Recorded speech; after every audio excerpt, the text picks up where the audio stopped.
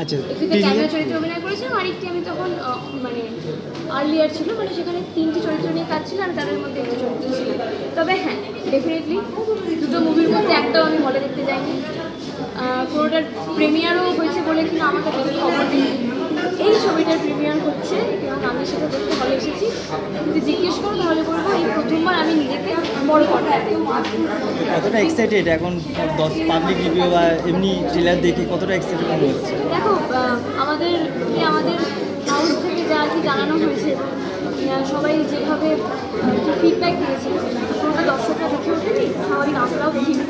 কিন্তু দিদিরা দেখেছেন, মানে মানুষ শুভঙ্ক স্যার দেখেছেন, মানে আমাদের সদস্য, মানে যারা যারা আছেন কাজ করেছেন তাদের কাছ থেকে আমরা খুব পজিটিভ ফিডব্যাক পেয়েছি। এবার হ্যাঁ, আমি একটু গুড়গুড় করছি ভেতরটা, খুশি। আর বাড়ির লোকেরা সব এসছে?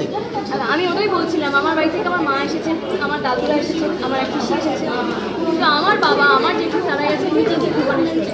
কিন্তু তারা ইকুয়ালি এক্সাইটেড। আর আমার বাবা ভোরবেলা উঠে, মানে বাড়িতে সবাই ওরা যেহেতু ভুবনেশ্বরে মিটিং করতে গেছে, 3:30টার সময় পুরী মন্দিরে গিয়ে পুজো দিয়ে এসছে। তো ব্যাস, এটাই তো।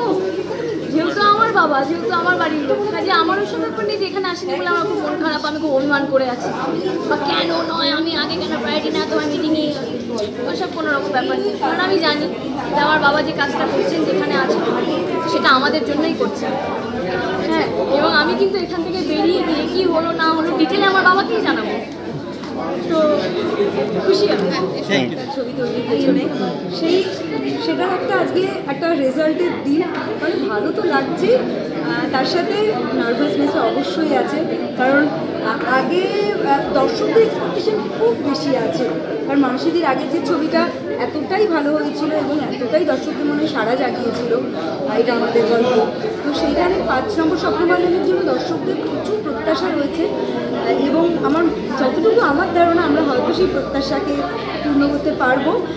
এবং আমাদেরও কিন্তু দর্শকদের কাছে প্রত্যাশা রয়েছে যে যেভাবে ওরা এটা আমাদের গল্পকে ভালোবেসেছে, সাথে থেকেছে, 5 নম্বর স্বপ্নবাদনে ও আরও বেশি হবে।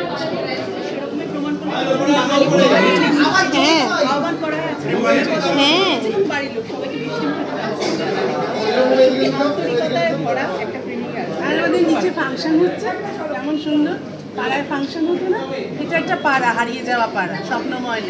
আর সেখানে একটা হারিয়ে যাওয়া বাড়ি, 5 নম্বর বাড়ি। সেই বাড়ির সব স্বপ্নগুলো ভেঙে গেছে।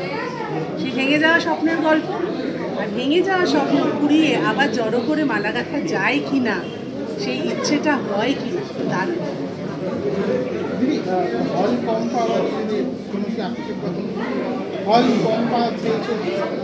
না হল এখনো সব জানতেই তো পারিনি কি কি শো আছে।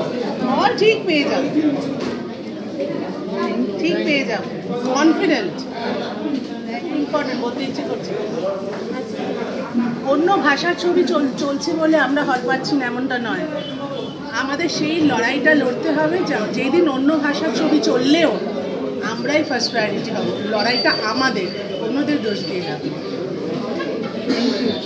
থ্যাংক ইউ সো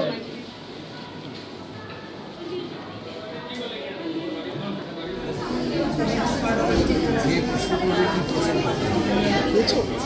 এখন বর্তমান সময় দাঁড়িয়ে সম্পর্কের এরকম একটা নানাপুরান সম্পর্কের এরকম একটা সমীকরণ দেখানো হয়েছে এই ছবিতে, কি বলবে? বলা বলে তো কিছু নেই, এই ধরনের ছবি হওয়া খুব জরুরি।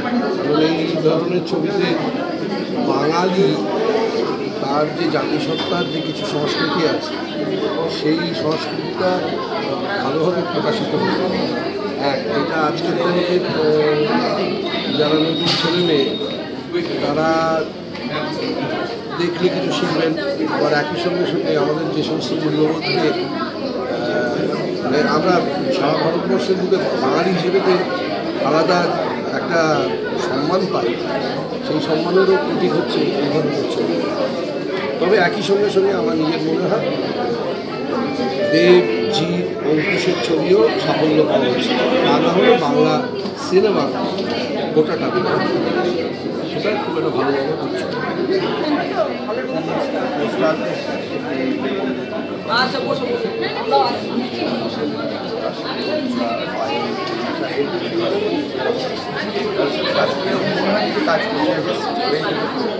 পরিচালিকার সাথে এটা প্রথম কাজ, কতটা বকা খেয়েছো আর কতটা আদর খেয়েছো?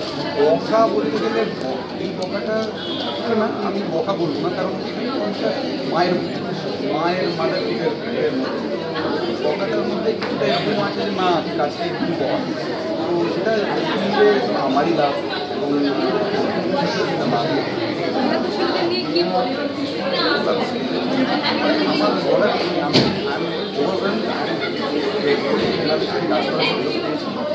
everyone from Chandula, Karnataka to Pai Odisha, nervous হচ্ছে, নার্ভাস লাগছে, কিন্তু আপনাদের খুব অগাধ ভরসা আছে। আমরা জানি আপনারা আমাদের 5 মিনিট ভালোবাসে